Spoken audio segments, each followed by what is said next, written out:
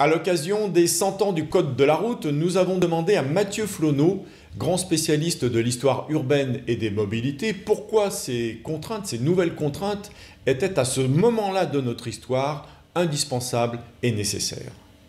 Le Code de 1921 a comme intérêt fondamental de donner finalement le Code civil sur les chaussées, de donner des règles pour la coexistence de tous, pour permettre bien évidemment à l'automobile qui est nouvelle dans la donne mobilitaire de prendre sa place, mais également de lui fixer des règles très claires.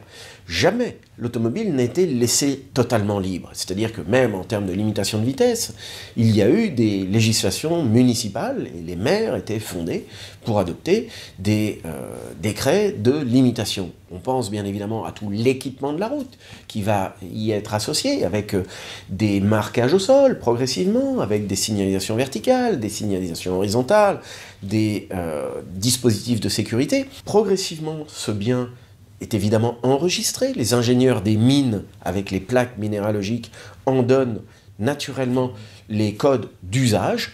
Et à partir de 1921, au même titre que le Code civil, d'une façon peut-être plus quotidienne encore que le Code civil, eh bien, il insère les mobilités dans un écosystème général où les droits de chacun vont être respectés. La massification de l'automobile dans les années 1950 a imposé une nouvelle version du Code de la route dans laquelle étaient prévues de nouvelles sanctions, des sanctions liées à l'alcool, c'était une grande nouveauté.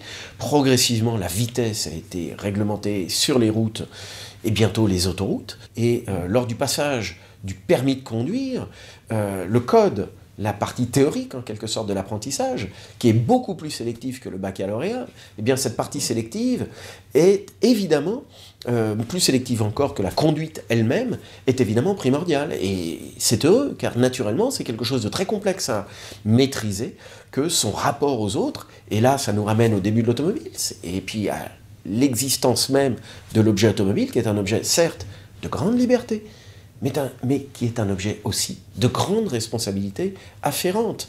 Et l'un ne peut pas aller sans l'autre. Et je vous invite à lire sur notre site l'article écrit par Mathieu Flonneau pour l'Automobile Club Association, intitulé 1921 aux sources de la République routière. Automobile Club Association, priorité à la mobilité.